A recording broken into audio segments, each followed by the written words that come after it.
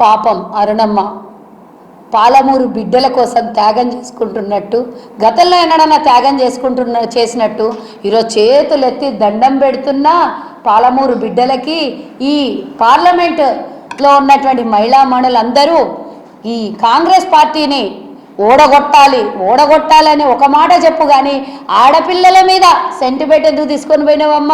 ఇంకా నయం, ఏడుస్తుండేనేమో కొద్దిసేపు అయితే, బాధ తట్టుకోలేక యాక్టింగ్ అక్కడ కొడికత్తి అవి ఇవి యాక్టింగ్ అవుతుంటాయి కదా.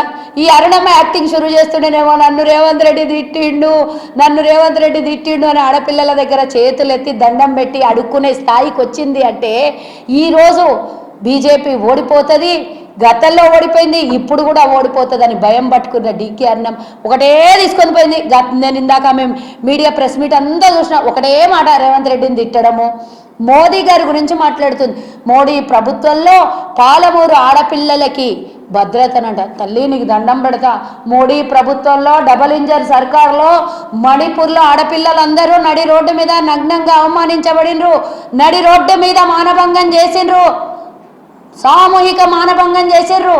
ఆ తల్లులారా ఒక్కసారి ఆ వీడియోలు చూసుకోండి. ఈ పాలమూరు ఆడపిల్లలందరూ కూడా డీకే అన్నమ్మ గిట ఓటేస్తే మళ్ళీ మోదీ ఇక్కడేమైనా తీసుకొని వచ్చి మన పాలమూరు ఆడబిడ్డలకు గిట ఇబ్బంది పెట్టగలడు. ఈమె ఏదో ఆడపిల్లల సెంటిమెంట్ మీద పోయి చేతులెత్తి దండం పెట్టి రిక్వెస్ట్ చేసుకుంటున్నది. ఈ రిక్వెస్ట్కి ఆడపిల్లలందరూ కరుగుతారేమో అనుకుంటుంది, కానీ జరిగే పని కాదు. తెలంగాణ ఆడబిడ్డలకి కాంగ్రెస్ పార్టీ గుండెల్లో పెట్టుకొని చూస్తుంది. ముఖ్యంగా ఈ పాలమూరు ఆడబిడ్డలకి గౌరవం ఇస్తుంది ఈయన ఇక్కడున్నటువంటి ముఖ్యమంత్రి. మేమిచ్చినటువంటి ఆరోగ్యశ్రీ అయినా, మేమిచ్చినటువంటి గ్యాస్ అయినా, మేమిచ్చినటువంటి ఉచిత కరెంట్ అయినా, మేమిచ్చినటువంటి ఉచిత బస్సు ప్రయాణమైనా కాంగ్రెసే ఇస్తుంది. తెలంగాణ ఇచ్చింది కూడా ఒక మహిళ సోనియమ్మ. ఇది కదా తెలంగాణ కాంగ్రెస్ చేస్తున్నటువంటి అభివృద్ధి మహిళల కోసము. నువ్వేందమ్మా మాట్లాడితే పొద్దుముకుల రేవంత్ రెడ్డిని ఏం తిట్టిండమ్మా? నిన్న వీడియో చూడలేదా? బహిరంగంగా సమావేశం పెట్టిండు, 4 గోడల మధ్యలో రేవంత్ రెడ్డి తిట్టలేదు. రేవంత్ రెడ్డి నిన్ను బూతులు మాట్లాడలేదు. ఖబర్దార్ అంటున్నావు. దేనికి ఖబర్దార్? రమ్మని చెప్తున్నా, చౌరస్తా రమ్మంటున్నావు. అదే నిన్న క్లాక్ టవర్ దగ్గరనే మహబూబ్ నగర్ పార్లమెంట్ ప్రజల సాక్షిగా, కాంగ్రెస్ కార్యకర్తల సాక్షిగా, కాంగ్రెస్ అభిమానుల సాక్షిగా, పార్లమెంటు నియోజకవర్గాల ప్రజల సాక్షిగా రేవంత్ రెడ్డి మాట్లాడి 4 గోడల మధ్యలో మాట్లాడలేదు. రేవంత్ రెడ్డి గారు తిట్టిండా? రేవంత్ రెడ్డి గారు నిన్ను పండబెట్టి తొక్కుతా అన్న మాట ఎక్కడన్నా చూపి, రేవంత్ రెడ్డి గారు నేను నీకు వచ్చి క్షమాపణ చెప్తా, పార్టీలను పండబెట్టి తొక్కుకుంటా పోదామని చెప్పిండు. అవును, బరబ్బరా భాష మాట్లాడతాడు. తెలంగాణకు అన్యాయం చేసింది బీజేపీ పార్టీ కాదా? బీఆర్ఎస్ని ఒక్కరోజు కూడా అదుపులో పెట్టకుండా ఇంత అన్యాయం జరిగినా సెంట్రల్ కమిటీలన్నీ ఈసీని అడ్డం పెట్టుకొని, సిబిఐని అడ్డం పెట్టుకొని, ఐటీని అడ్డం పెట్టుకొని, ఈడీని అడ్డం పెట్టుకొని బీజేపీ పార్టీ బీఆర్ఎస్కి సపోర్ట్ చేసింది నిజం కాదా? మరి ఇందులో పాపంలో భాగస్వామ్యం మీకు లేదా? మీరెట్లమ్మా కాంగ్రెస్ గురించి మాట్లాడతారు? మా రేవంత్ రెడ్డి గారి గురించి మాట్లాడతారు? 15 ఆగస్టు లోపల నువ్వు అడిగినావు కదా, ఇయ్యకపోతే తర్వాత నీ సంగతి చెప్తా, ఖబర్దార్ రేవంత్ రెడ్డి అంట.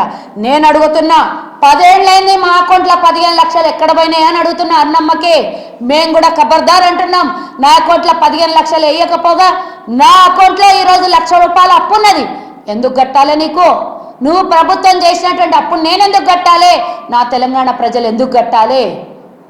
28,000 ఉన్న బంగారం ఈరోజు బిడ్డకు పెళ్లి కట్టయినప్పుడు తులమో అరతులమో ఇస్తాన్న తల్లిదండ్రులు పెళ్లి టైంకి వచ్చే వరకు 1000 పెరిగిపోతుంది. ఈరోజు 73,000 ఏనుచి దేవాలమ్మ తెలంగాణ బిడ్డలు, ఈ పాలమూరు బిడ్డలు ఇస్తాన్న ఇంత ఒక గ్రాము 2 గ్రాములు కూడా ఇయ్యలేని పరిస్థితికి ఎన్ని కష్టాలు తీసుకొని వచ్చిండ్రమ్మా.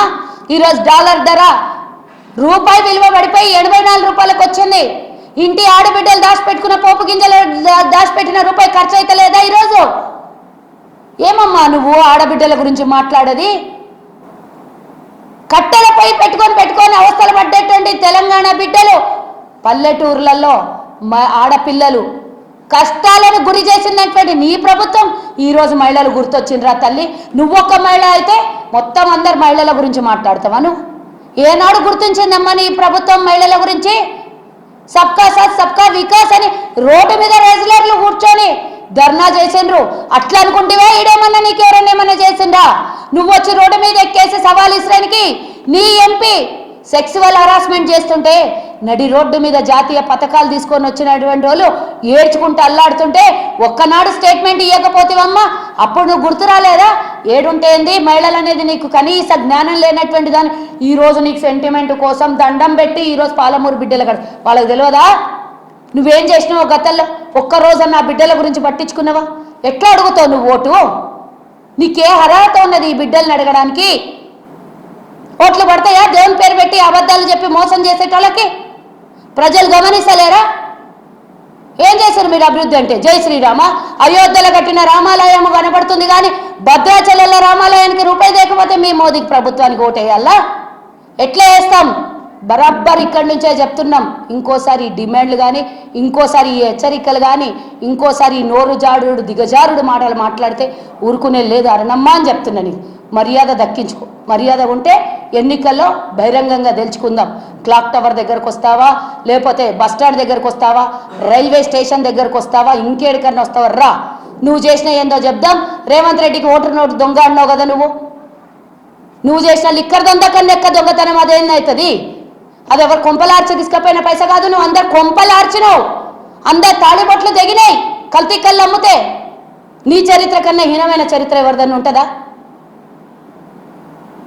బయట పెడితే చాలా ఉంటుందమ్మా. నీ చరిత్ర ఎక్కడి నుంచి మొదలైందో అందరికీ తెలుసు. ఫస్ట్ తప్పు చేసినందుకు మీ పాలమూరు బిడ్డల క్షమాపణ అడుగు. కల్తీ కళ్ళు అమ్మి ఎంతోమంది పుస్తలకు ఎసరు పెట్టిన నువ్వు ఈ మాటలు మాట్లాడకు.